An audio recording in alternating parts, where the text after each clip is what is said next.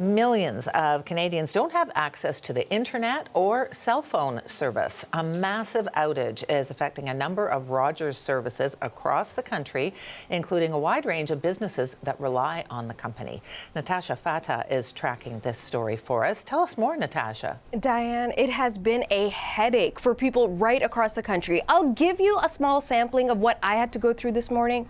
So like any unhealthy news junkie, I roll out of bed to look at my phone to see what's happening on Twitter and the news. Oh, Twitter's not working. Okay, phone's not working. Let me get online to see what's happening with work email. Can't get online. Well, I better watch TV. Oh, TV's not working. Let me call Paul, our senior producer, and let him know I'm having trouble. Guess what? My phone isn't working. So that's just what every Rogers customer, basically right across the country, is dealing with. And just a short while ago, Rogers issued a statement hours after people had been dealing with this headache and not knowing. So let's bring up their statement on Twitter, which they say, "We know how important it is for our customers to stay connected. We are aware of issues currently affecting our networks and our teams. We are fully engaged to resolve the issue as soon as possible, and we will continue to keep you updated as to when we have more information to share." Okay, so what we don't get there is any kind of clarity as to why this happened in the first place, and perhaps more importantly, when it's going to be resolved. Let's show you a couple of maps to indicate that this really is a nationwide problem. Anytime you see those specks of yellow, orange, and the heat of that red, that gives you a sense of the concentration of areas and where the people are most greatly affected. You can see specifically in the Greater Toronto area, not surprising because that's where the heaviest concentration of the Canadian population is.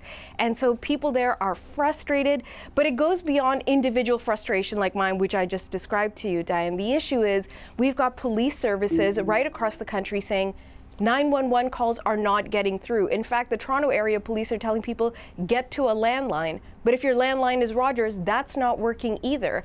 Businesses can't use debit cards and they can't use Interac. Interac has confirmed that their services are down.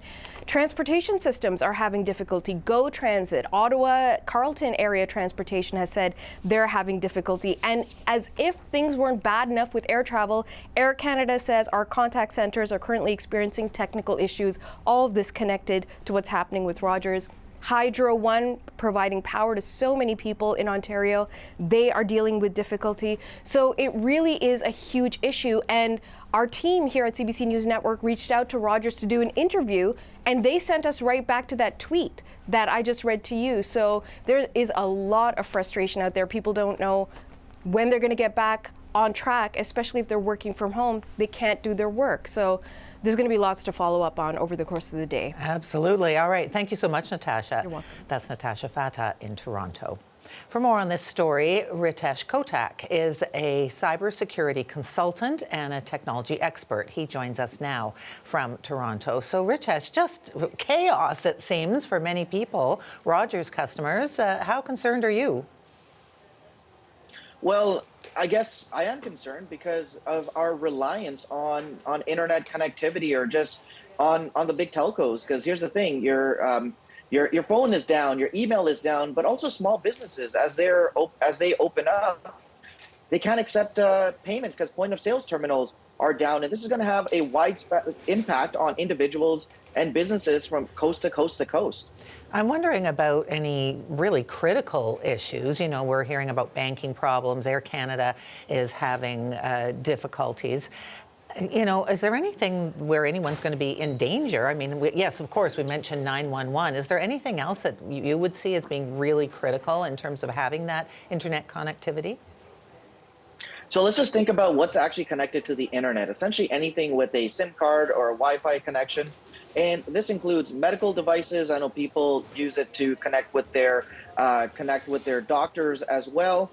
And we have this reliance on video conferencing technology. I know of court cases right now where individuals aren't able to get connected because they might have some sort of hearing over Zoom. So yeah, there are some mission critical systems that have been impacted, and the daily lives of individuals impacted from a medical standpoint to a justice standpoint. So now this is the second time in as many years that Rogers has experienced a major outage. Last time they explained that it was a software update was the problem. What are some of the processes that would be going on right now behind the scenes to try and determine why this outage has occurred? Yeah, so there's multiple. The first one is what I call stop the bleeding, or the bandage approach. Is how do we figure out a way to get connectivity to customers? But then it's ensuring that, well, what actually happened here in the first place, and that's the investigative stage. So what would probably be happening is they'd be combing through logs. They'd be looking at if any updates were made overnight that caused the system to have some sort of network failure, trying to pinpoint that exact issue and then solving it. And if it was an update, well, then you're kind of rolling back that update and dealing with the consequences that come with it. So they're not explaining at this point. You heard Natasha reading out the tweet that the company has put out where they didn't say what the problem is or when it's going to be solved. Is that surprising? Well, it's surprising in a sense that we're all in this together, and it's important that individuals know what's going on. This has impacted individuals from based on different reports as early as 5 a.m.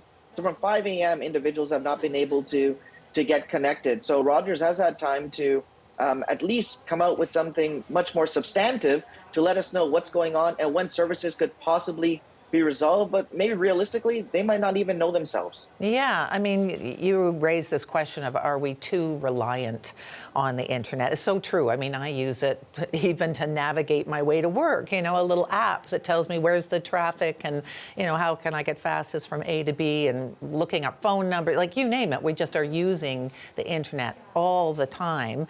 But it makes me think of how people have generators in their homes for when the power goes out. Don't these telcos have some kind of backup system that can kick in when something goes terribly wrong? They do, and again, we don't know what the problem is. But I guess from an individual standpoint, right? Just lessons learned. I guess it would be to kind of spread the risk. Is have maybe your internet with one company and your phone data plan with another. So. That's what I personally do. And the reason for that is if you do have these types of outages, what's your business continuity plan? How are you going to get systems back up and running? And what are you going to do to remedy this in the short term and the long term as well? So you would think big companies would have these backup plans, but clearly it's not working because a lot of Canadians are down right now. Yes, well, a lot of those work-at-home peoples are having a long weekend because today just might be a day off for everyone. Not for you, though. Thank you for being here, Ritesh. That's technology expert Ritesh Kotak.